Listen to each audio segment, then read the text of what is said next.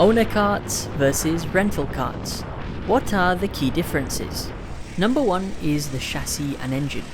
Rental karts have a strong, heavy chassis with a large bumper around them, so they're very durable and designed to withstand a lot of collisions. This chassis is normally paired with a 4-stroke engine with around 9 horsepower and a top speed of 80 kilometers an hour. So in these karts, it's important to keep your revs high. Owner kart chassis, on the other hand, are lightweight and they're designed for maximum performance. Different kart manufacturers have different chassis and they're all unique in their own ways.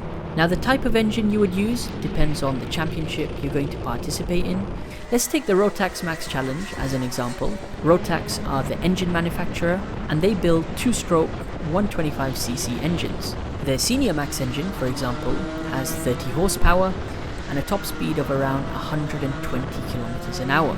And that brings me on to the second difference, which is the cost. Rental karts are widely accessible to drive.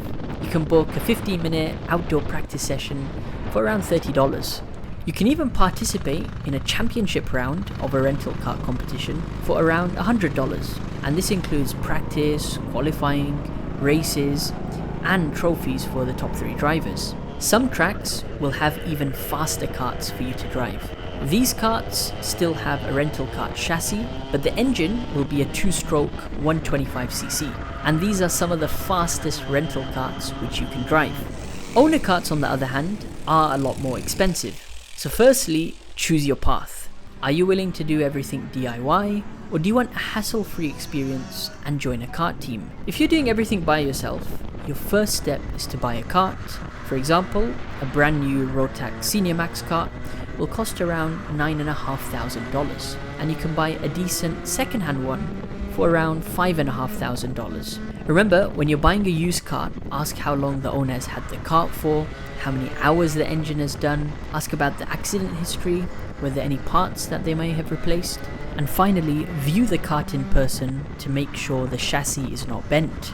Remember, these are just the starting costs. Now you have to factor in things like tyres, spare parts, and of course, engine maintenance. And finally, on top of all of that, you have to add in practice, race entry fees, travel costs, and etc.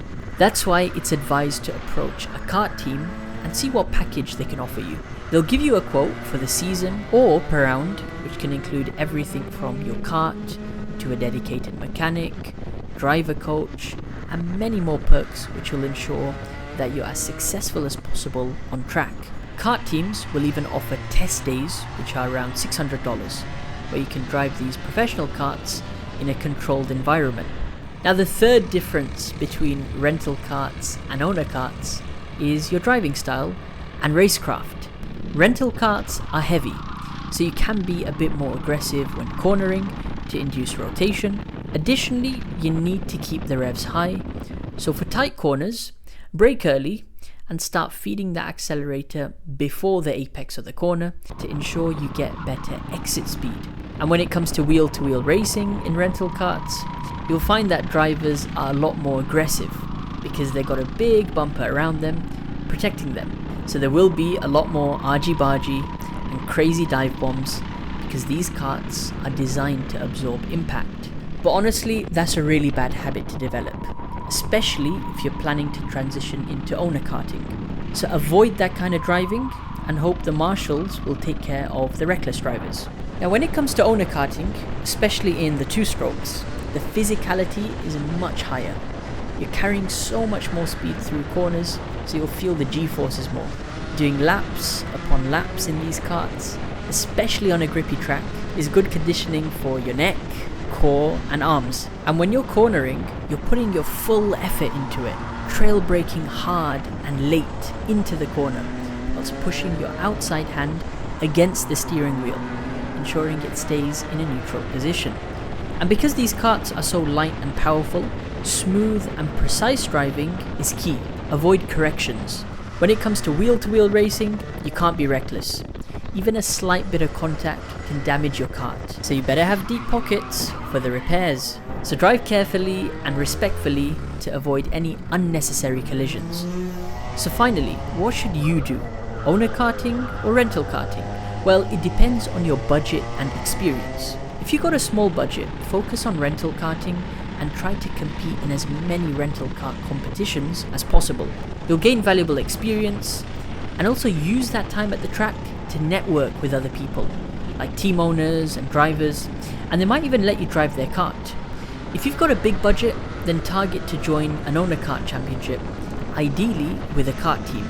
It's advised to have some kind of a foundation in karting before driving these professional karts, so spend a month or two in rental karting learning the fundamental skills, which you can get in our level 1 Go Kart training program, and supplement that by competing in rental kart competitions before finally making your debut in a professional karting race. I want to continue this discussion in the comments because we have drivers from all over the world watching, so let us know what your experience is with rental karting and owner karting, what path you took, and what are the costs in your country. But until the next video guys, I'll see you next time.